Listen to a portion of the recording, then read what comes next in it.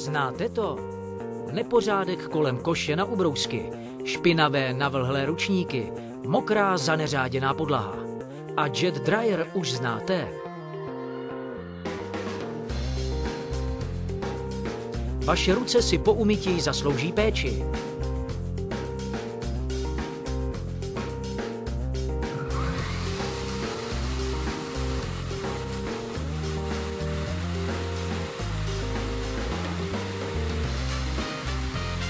Jet dryer vysuší ruce příjemně, efektivně a hygienicky.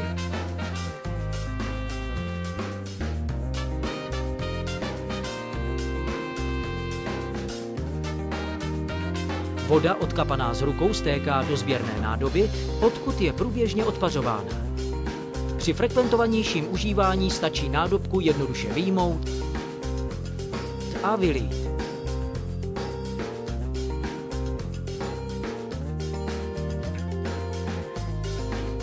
Vzduch proudí do nádobky skrz prachový filtr, který je na údržbu také velice nenáročný.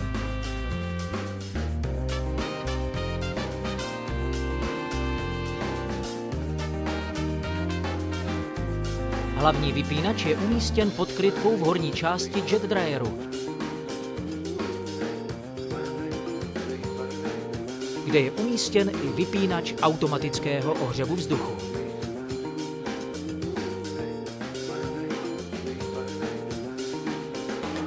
Chytrou vlastností jet dryeru je i termoregulační čidlo, které zabrání přehřátí v nečekaných situacích.